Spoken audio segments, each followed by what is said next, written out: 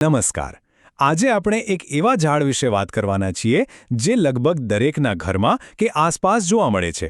પપૈયાનું ઝાડ. પણ શું ક્યારે વિચાર્યું છે કે વાસ્તુશાસ્ત્ર આના વિશે શું કહે છે? એ શુભ છે કે અશુભ? ચાલો આજે આ જ ગૂંચવણને ઉકેલીએ. તો સવાલ સીધો અને સ્પષ્ટ છે. ઘરમાં પપૈયાનું ઝાડ શુભ કે અશુભ? ઘણા લોકોના મનમાં આ પ્રશ્ન હોય છે. આજે આપણે આ જ સવાલના મૂળ સુધી જઈશું અને જાણીશું કે પરંપરાગત માન્યતાઓ આ વિશે શું કહે છે.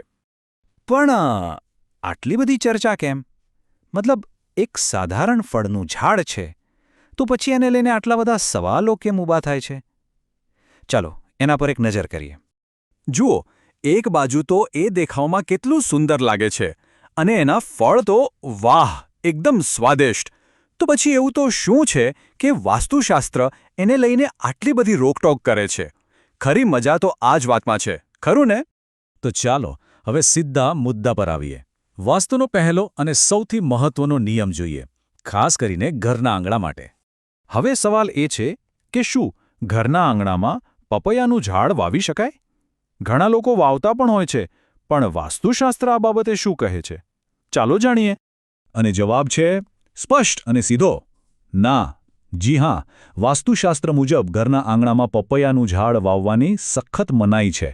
આ કોઈ નાનીસૂની વાત નથી, એકદમ પાક્કો નિયમ છે. પણ કેમ? કારણ શું છે આની પાછળ? તો જુઓ, એવી માન્યતા છે કે જો આંગણામાં પપૈયાનું ઝાડ હોય તો એનાથી ઘરમાં પૈસાની તકલીફ ઊભી થઈ શકે છે. એટલું જ નહીં, પરિવારની જે સુખ શાંતિ છે એમાં પણ ખલેલ પડી શકે છે. ઓકે, તો આંગણામાં તો નહીં, પણ માની લો કે ઘરની એકદમ સામેની જગ્યામાં વાવવું હોય તો શું એ ચાલે? ચાલો આ પણ તપાસી લઈએ. અને અહીં પણ જવાબ ના જ છે. વાસ્તુશાસ્ત્ર સ્પષ્ટ કહે છે કે ખાલી આંગણું જ નહીં, પણ ઘરની બરાબર સામે પણ પપૈયાનું ઝાડ ના હોવું જોઈએ. આ બંને જગ્યાઓ વર્જિત ગણાય છે. પણ હવે એક બીજો સવાલ. ઘણીવાર ઝાડ આપણે નથી વાવતા, એ આપમેળે જ ઉગી નીકળે છે, તો એનું શું કરવું? સારું, વાસ્તુમાં એના માટે પણ એક ઉપાય બતાવ્યો છે. જો આવું કોઈ ઝાડ ફળ આપવાનું બંધ કરી દે તો એની જે નકારાત્મક ઉર્જા છે એને દૂર કરવા માટે એના થડ પર હિંગ લગાવવાનું કહેવામાં આવ્યું છે. સારું, તો આપણે નિયમો તો જાણી લીધા, અહીં નહીં ત્યાં નહીં, પણ સૌથી મોટો સવાલ તો એ છે કે આવું બધું છે શા માટે? આ નિયમો પાછળનું કારણ શું છે?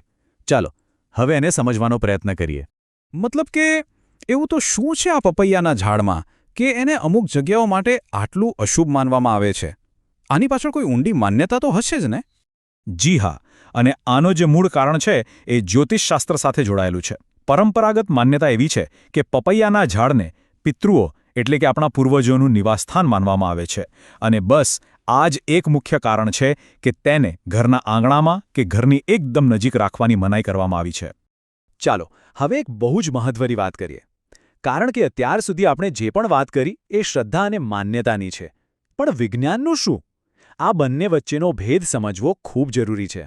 એક વાત સ્પષ્ટ કરી દઈએ કે આ બધી જ માહિતી જે આપણે જોઈ એ સંપૂર્ણપણે વાસ્તુશાસ્ત્ર અને જૂની પરંપરાગત માન્યતાઓ પર આધારિત છે.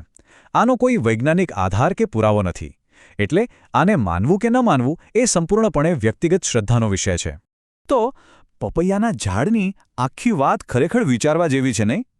પણ આનાથી એક બીજો પણ સવાલ મનમાં આવે છે કે વાસ્તુશાસ્ત્રમાં ફક્ત પપૈયાનું જ મહત્વ છે કે પછી બીજા પણ એવા છોડ અને વૃક્ષો છે જેમના વિશે આવા ખાસ નિયમો છે? આના પર વિચારવા જેવું ખરું?